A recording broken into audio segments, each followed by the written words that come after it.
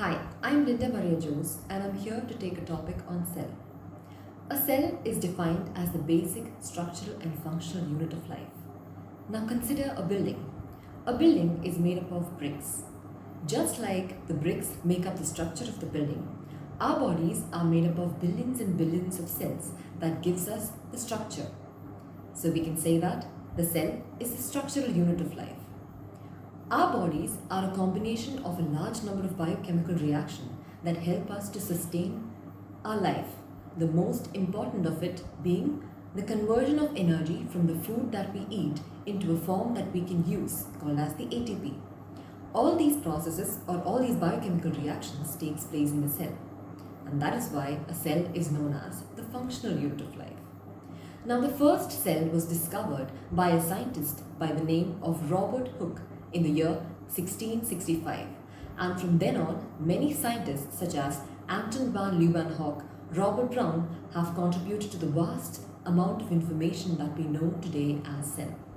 So now, we'll see about the structure of a cell.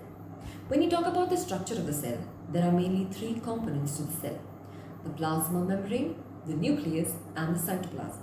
Now let's see this with another example. Imagine that you're taking a plastic bag, okay? And to this plastic bag, you add a few number of stones or pebbles. Take for example pebbles. You add few pebbles and then you're adding to it a bright yellow tennis ball. Now you fill this plastic bag with water.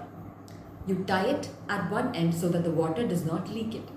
Hold it up and take a look. This is exactly what a cell looks like. The plastic cover can be compared to the plasma membrane. The pebbles that we put in secondly can be compared to as the cell organelles. The tennis ball can be compared to as the nucleus or the main center of a cell. And the fluid that is present inside of the bag can be compared to as the cytoplasm. Now let's see each one in detail. The plasma membrane.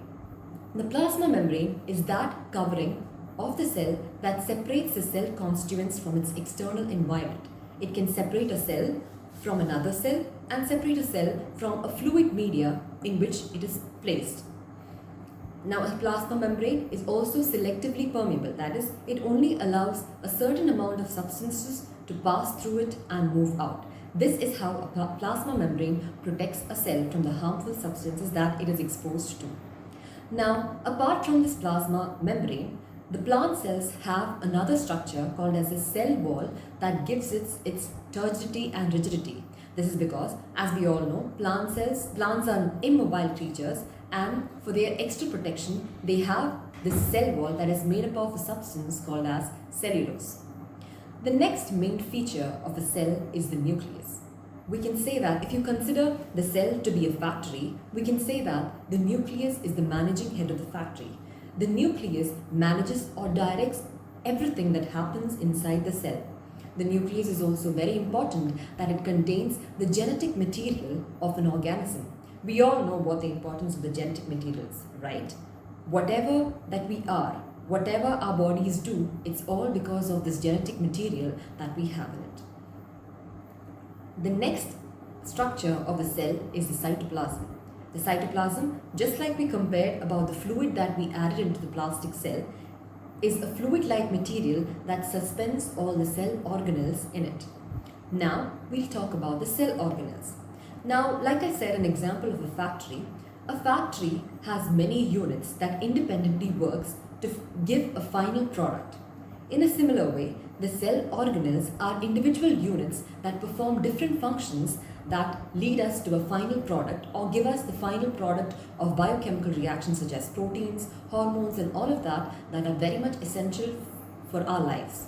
Now let's see a couple of these cell organelles in detail. The first one being endoplasmic reticulum. Endoplasmic reticulum are membrane-bound tubular structures that are involved in the formation of many proteins and lipid molecules and fat molecules, etc.